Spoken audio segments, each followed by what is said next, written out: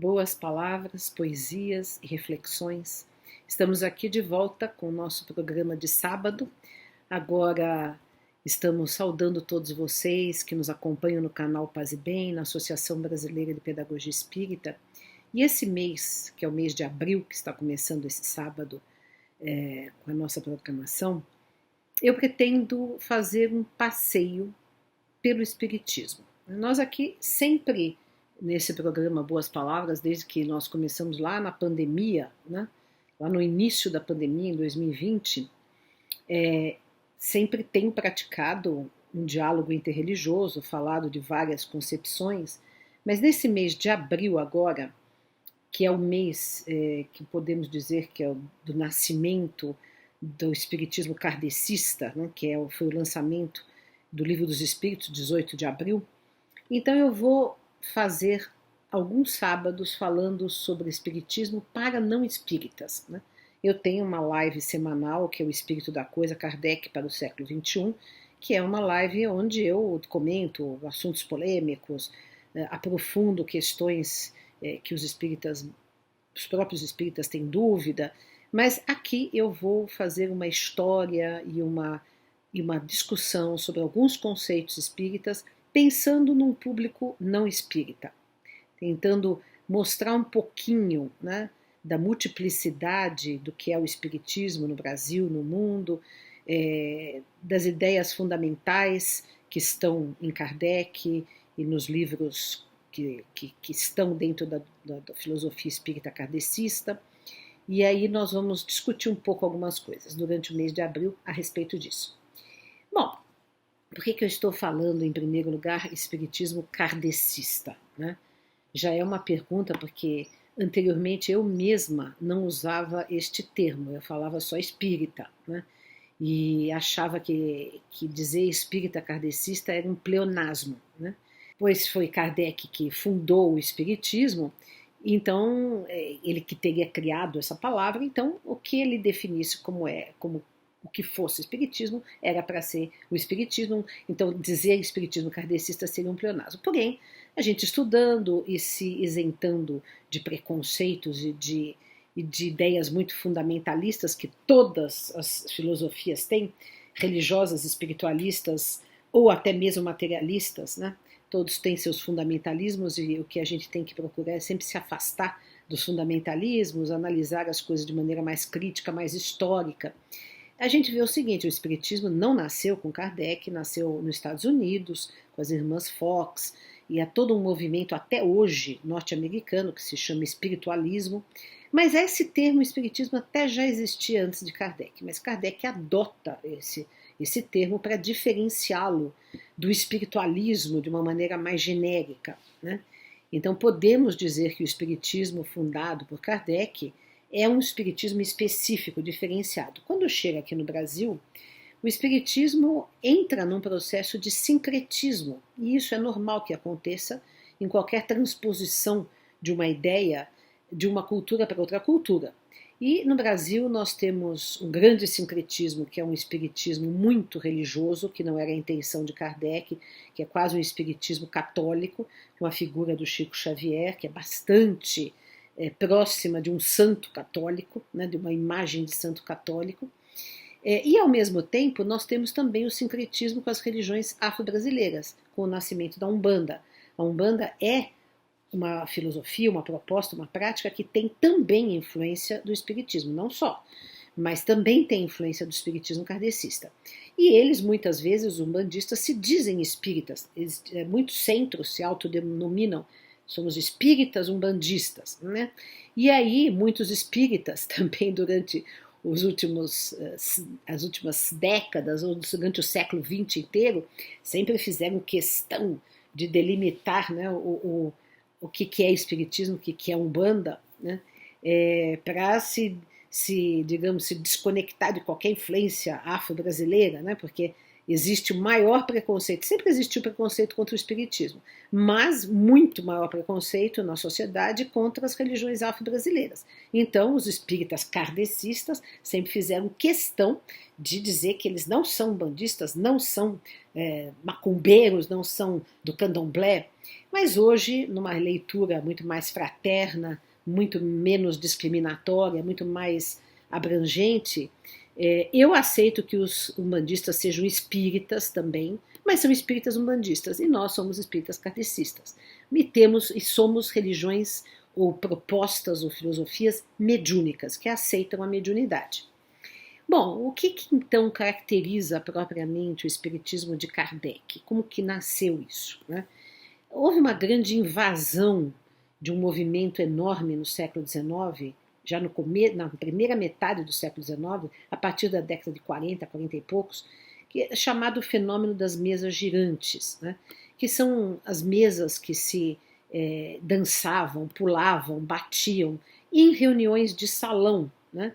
E as pessoas se comunicavam com essas mesas, que respondiam por códigos, digamos assim. Primeiro, você então, a mesa, bata duas batidas para A, 3 batidas para B, 1 batida para sim, 5 batidas para não, e assim se estabeleceu uma comunicação com as mesas falantes, com as mesas girantes. E esse movimento começou nos Estados Unidos, depois foi para a Europa, né? E aí, Hippolyte Léon Denis Arrival, que era um educador, um professor muito distinto, muito estudioso, muito metódico, né? Que tinha durante 30 anos da sua vida se dedicado à educação na França, né? Tendo instituto de educação, dirigido institutos de educação, trabalhado pela educação pública, era discípulo de Pestalozzi, tinha uma visão bastante laica, né, da educação, da vida, né? Não era um religioso, não era uma pessoa ligada a nenhum movimento religioso. E aí o que acontece? Convidam-no para observar esses fenômenos das mesas girantes. Ele, de início, acha aquilo ridículo, não quer nem participar, diz que não tem interesse, porque aquilo era uma brincadeira fútil de salão, mas tantos amigos insistem que ele acaba indo ao lado da sua esposa, Mélie Baudet, assistir a uma reunião, e vai em uma, vem em outra, e acaba observando que atrás daquele fenômeno aparentemente fútil havia alguma coisa, alguma questão, alguma coisa que estava acontecendo ali, que era preciso ser entendida. E aí ele formula várias hipóteses explicativas para aqueles movimentos, para aquelas batidas, para aquelas supostas comunicações. Mas conforme ele vai progredindo na sua observação, ele chega à conclusão que alguma coisa séria acontecendo, embora esteja sendo praticado de maneira fútil, como uma brincadeira de salão, que estava em todos os salões da Europa, publicados em todos os jornais, havia alguma coisa por trás que era séria e que deveria ser estudada, e ele acaba se convencendo que sim, eram entidades espirituais que estavam se comunicando. Por que ele acaba se convencendo disso? Porque, através dessa comunicação ainda num primeiro momento incipiente, através de batidas, depois eles fazem através de cestinhas, quer dizer, a médium colocava a mão em cima de uma cestinha, o lápis ficava na cestinha e o lápis escrevia sozinho, né? E ele foi observando que havia identificações, respostas, ideias que não estavam ao alcance dos médiuns e nem dos presentes, né? Por exemplo, respostas que davam evidências da identidade do espírito presente. Do espírito seria alguém que não está mais no mundo dos vivos, ou seja, um morto, né? E que dava alguma evidência de que aquilo, né, estava ali, não poderia ter sido acessado nem pelo médium, nem pelas pessoas presentes. Naquela época não tinha Facebook, nem Instagram, para que as pessoas pudessem pegar qualquer informação que não constasse assim publicamente, né? E então ele foi se convencendo e começou a estudar seriamente, pesquisar, reuniu vários médiums, na sua maioria mulheres, em princípio, depois vieram médiums homens também, mas começou com meninas, jovens, senhoras, que eram médiums, e isso é uma coisa interessante do espiritismo, porque também nos Estados Unidos o espiritismo começa dando maior status às mulheres. Vocês sabem que nas religiões judaico-cristãs, as mulheres nunca tiveram lugar de fala, nunca se manifestaram, nunca puderam falar nem dentro da igreja, né? Como dizia lá Paulo de Tarso, que a mulher mantenha-se calada dentro da igreja. Até hoje, nós não temos sacerdócio na igreja católica feminino, né? Então, o que acontece? Esse movimento espírita, espiritualista nos Estados Unidos, na Europa, começa exatamente com mulheres sendo médiums, na sua maioria eram mulheres. E as mulheres, então, falando em público, recebendo comunicações, escrevendo, né? Ou seja, tendo um lugar nesse novo modo de relação com o mundo espiritual, né? Isso é muito interessante e bastante estudado hoje por alguns antropólogos, historiadores, sociólogos, que observam essa questão do empoderamento feminino nas primeiras manifestações do espiritismo. E aí, o que acontece?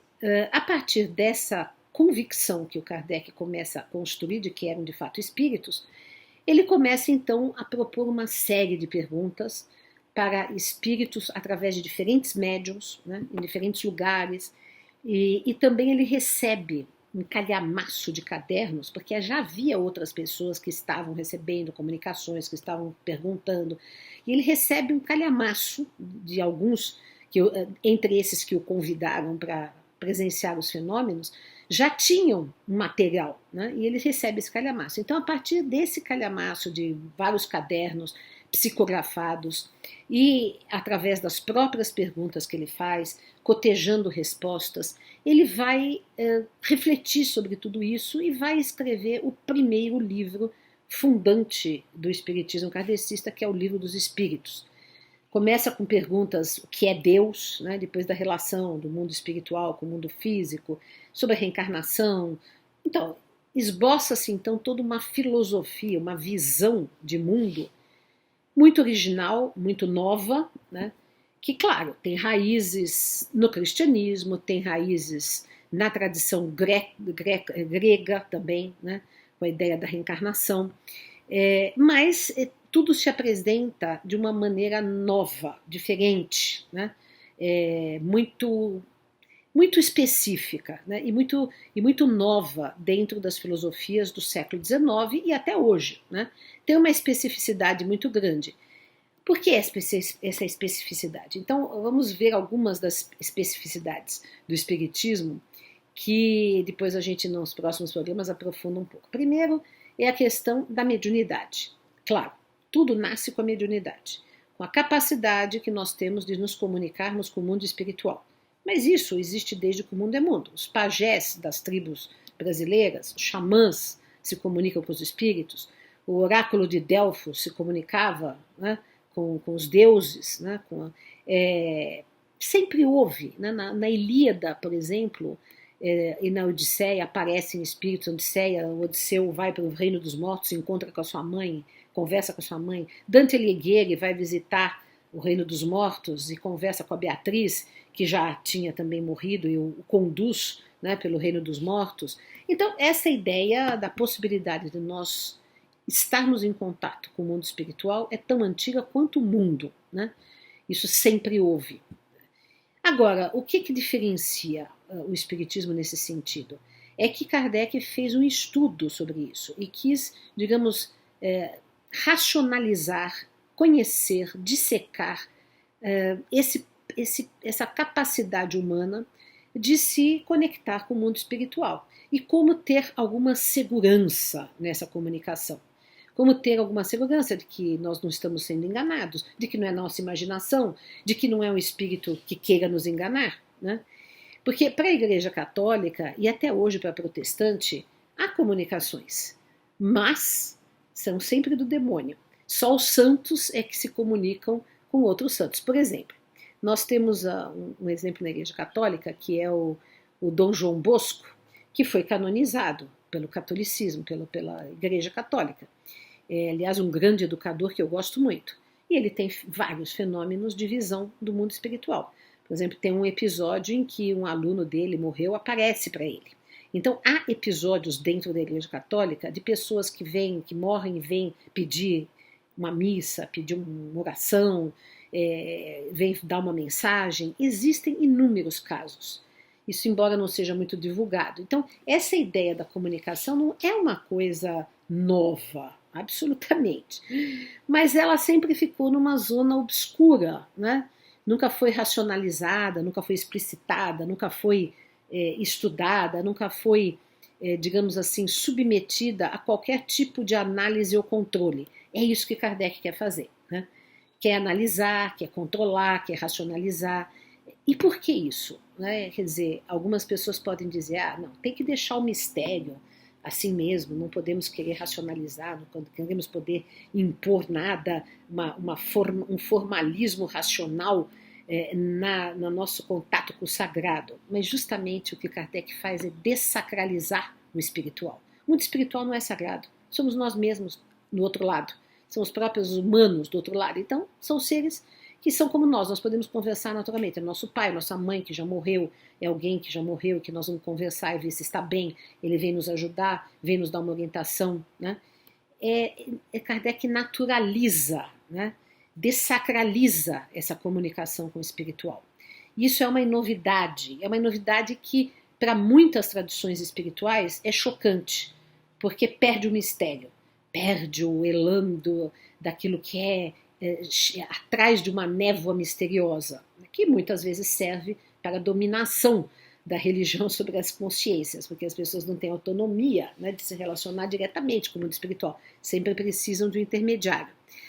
E nesse ponto também Kardec achava que os médiuns, todos nós éramos médiuns, podemos ser médiuns, todos nós podemos nos comunicar livremente, não é preciso 2, 1, 3, 4 médiuns especiais para se comunicarem com o mundo espiritual. Né? Isso é muito importante de a gente também considerar, porque no Brasil, como o Espiritismo se tornou uma religião convencional bastante distante do que queria Kardec, os médiuns passaram a exercer uma liderança espiritual quase sacerdotal que não havia no Espiritismo original. Kardec sequer mencionava o nome dos médiuns nos livros dele, porque os médiuns tinham que fazer um trabalho anônimo, né? Eles eram meros intermediários do mundo espiritual. Então, também são as modificações que foram sendo introduzidas no espiritismo brasileiro em relação ao espiritismo francês. Bom, e nessa visão de mundo que Kardec propõe, através de um diálogo com os espíritos, eu considero que o espiritismo é uma produção conjunta, e também isso é inédito, de um ser humano, pesquisador, pensador, filósofo, em sintonia, em diálogo com os espíritos, com o mundo espiritual. Essa visão de mundo é uma visão evolucionista, reencarnacionista, mediúnica, né? Deísta, né? Porque tem a ideia da existência de Deus como causa primeira, inteligência suprema, causa primeira de todas as coisas, causa primária de todas as coisas. Então tem uma ideia forte de Deus, tem uma proposta de conexão com Deus direta também, através da oração, sem necessidade de cultos, de hierarquias, de sacerdócio, de templo, de nada. Então nós podemos dizer que o Espiritismo propõe, embora Kardec não tenha usado esse termo, ele se debatia com o termo religião, porque ele não queria que o Espiritismo fosse uma religião no sentido convencional da palavra, mas também não havia outra palavra para colocar no lugar. E hoje nós consideramos que podemos dizer que o Espiritismo é uma forma de espiritualidade livre, não assentada numa instituição, embora algumas instituições queiram se apoderar do Espiritismo e fazer dele uma religião tradicional, né? Cheio de regras, cheio de imposições. Mas Kardec não queria assim, Kardec não pensou assim. Os primeiros espíritas tinham uma relação muito horizontal, grupos familiares. Então essa é uma ideia mais assim legítima, mais original, digamos assim, de como foi fundado o Espiritismo na França no século XIX. Né? Kardec tinha 50 e poucos anos quando se abeirou desses fenômenos. Ele até então tinha sido educador de crianças, era um homem muito metódico, muito analítico, muito crítico, né? Muito cético até certo ponto.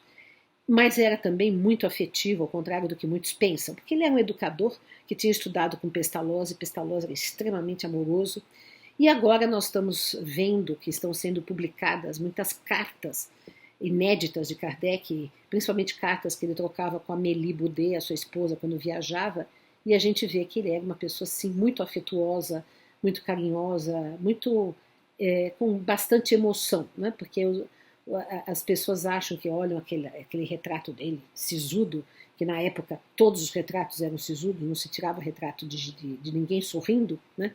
Acham que ele era uma pessoa muito excessivamente austera. Ele era austero, mas era uma pessoa bastante afetiva. Hoje, para terminar a nossa reflexão sobre a visão de mundo espírita, essa visão evolucionista, reencarnacionista, a visão evolucionista ela se assemelha à visão do filósofo francês Henri Bergson, se assemelha ao teólogo católico Teilhard de Chardin, mas ambos, tanto Henri Bergson quanto Teilhard de Chardin, eles têm uma filosofia muito difícil de acessar e não são reencarnacionistas, né?